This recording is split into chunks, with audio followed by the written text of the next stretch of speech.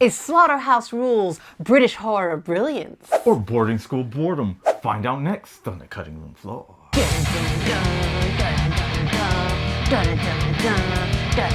What's up, misfits and metalheads, and welcome to another episode of the cutting room floor. We are from the band Cut Like This. I am Thorn Black. I'm Rose Blood. And today we are talking about Slaughterhouse Rulez, starring Simon Pegg and Nick Frost. I love this duo. And Yes. what is this currently streaming on? This is currently streaming on Amazon Prime. Oh yeah, you got it. But first, don't forget, like, subscribe, follow. We have music all over the place, and we're selling our digital album for only $4.99 on our website. Hook a band up.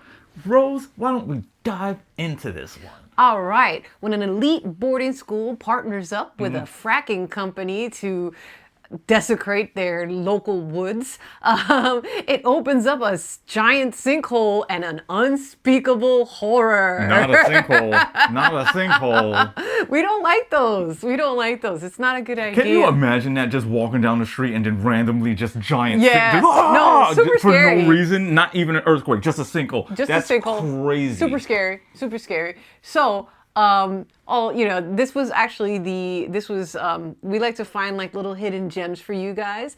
This is an older film. It's from, I believe, 2018.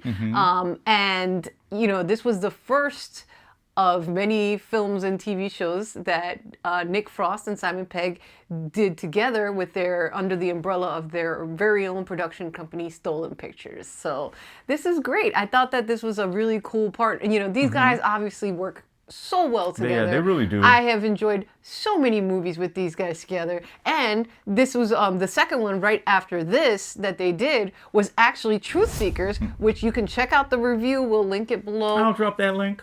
We'll drop that link for you guys, and you can see what we thought about their next one after this one. But This is our first one. I had never seen this one before. It just popped up for us Same here. on Prime, Yep. and we were like, "Oh, we're watching this." I was like, how is We're there watching this. a movie with those two that I missed How somehow? is there a horror comedy with Simon Pegg and Nick Frost that I did not see? How is that possible? So we were very excited to check this one out. It's got a pretty stacked cast. We got some appearances by the Bat, who is the guy running the whole school. Bat, played by Michael Sheen, who is a treasure. You might know him from Good Omens, for example, amongst many, many, many other shows.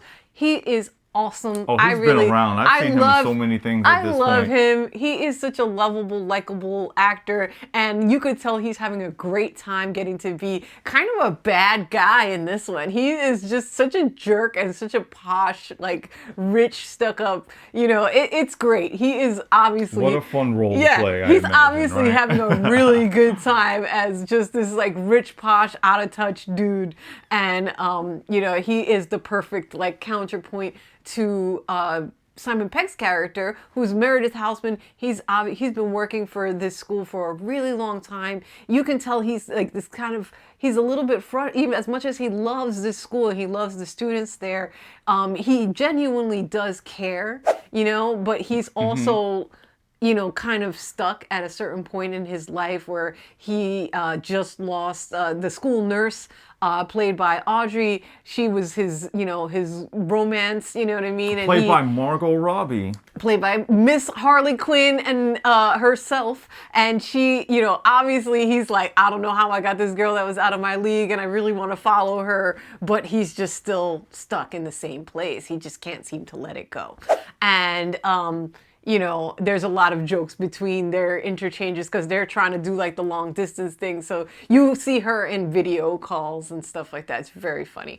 When somebody says long distance, yeah, I'm like, ooh. yeah. Nick Frost, on the other hand, he is actually part of an opposing camp of people who are protesting against the fracking. So they're like posted up in the woods as well. They're like, no, don't do this, and it's like they're kind of like this kind of grungy, hippie-ish kind of group and stuff. stuff that are there protesting against the fracking. The fracking company itself are also very much the unlikable jerks that you would expect them to be, and they're played really well. So this focuses basically on the dealings of the school and the newest transfer student. His name is Don. His mom and dad worked really, really hard and scraped together the money to send him to this school, and it was his dad's like dying wish that he attended. So he's like, his mom is dead set on him going there. This place is obviously not his scene. It's it's the classic like fish out of water kind of situation. And we have he's got a new roommate. As soon as he comes in, obviously it's a dorm. So. He's got a roommate, and his roommate is Willoughby, and something happened to his prior roommate, which you'll find out as the story unfolds. I wonder. And there is the main motivation for Don having come into this school is his love interest, Clemsy, who is played by Hermione Corfield, who was also in Pride and Prejudice with Zombies, which I know you really enjoyed. I really liked I thought that she one. had looked familiar. I was like, there's something about her, and so she's been in a lot of films and stuff like that, but that was the one that I knew that he would enjoy. Yep.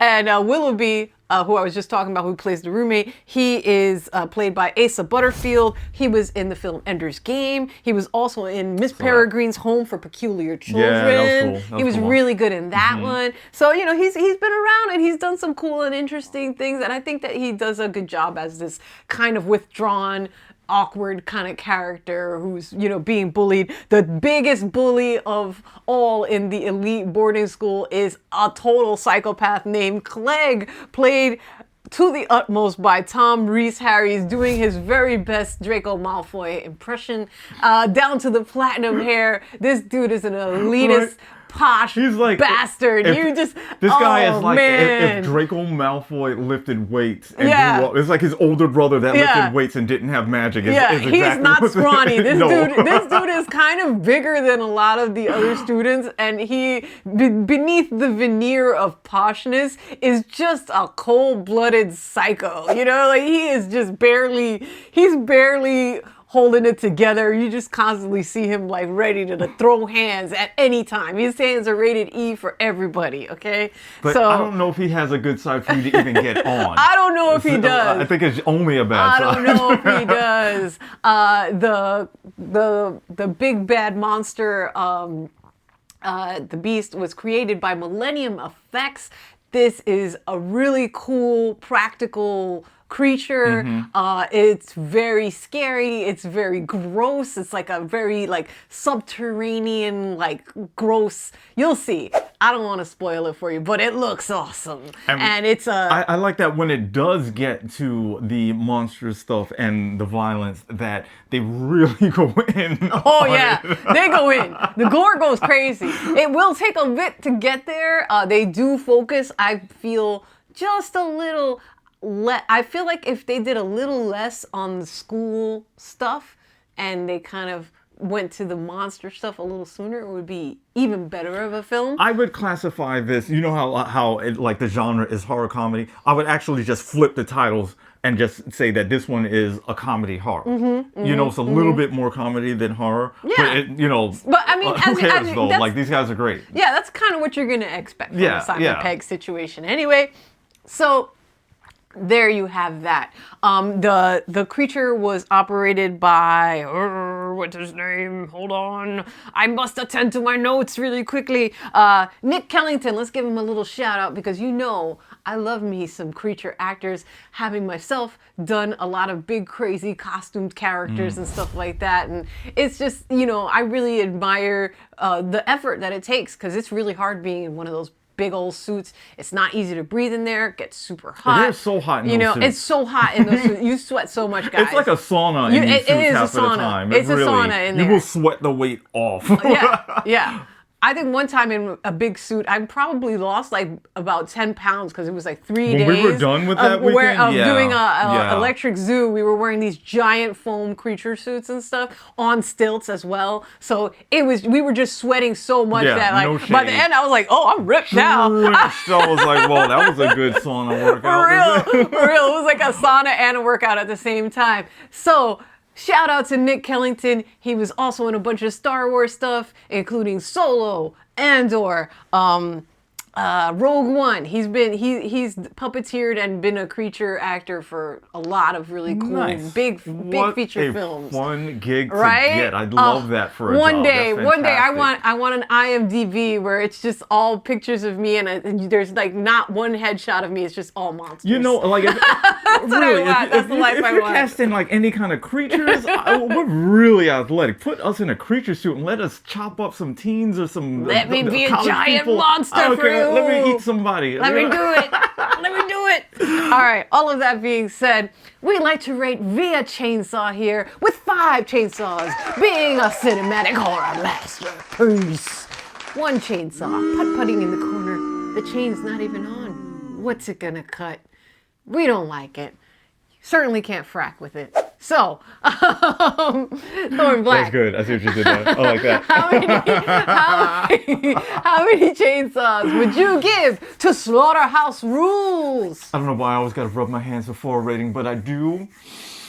I'm going to give Slaughterhouse Rulez a 4 out of 5 chainsaws. Nice. This is it's just a solid comedy. It's a solid comedy that has horror in it. And Simon Pegg and Nick Frost, it's just wonderful to see these guys Absolutely. doing their thing. You know, this was one that slipped through the cracks for me. I didn't even hear about it until the other day. Yeah. So I'm hoping that maybe some other people haven't heard about it. That I can shed some light on it as well. Especially, you know, it's different. We don't get promoted like the UK, you know, British and UK films don't get promoted as hard here in America. So it's easy for stuff to slip through the cracks. So maybe this might have slipped through the cracks and maybe you happen to have Prime. Here's a really fun horror comedy for you guys to check out. I'm also going to give it a nice fat 4 chainsaws. Nice. I thought that it was really fun. I liked the characters. I liked, you know, I thought that it was a good combination of like school stuff, and I loved that the practical effects were so good. There's a really fun scene where, you know, you just get up close with like a bunch of nasty grossness, and it's really well done. And you know, when they do the CGI, I think that the CGI they keep it minimal and they keep it classy. It makes sense. And it works a lot better because they're mixing CG with practical. Like the monster is there. It's built and it's being manned and controlled. But then adding CG onto something that's physically there enhances things exponentially, and it's going to look good so many years later because the base of it is actually here, you know, and I love that. Kudos. Heck yeah. That's gonna be all from us today. You have your homework for the weekend. You're welcome. We are from Cut Like This. Like, subscribe, and follow. We are out.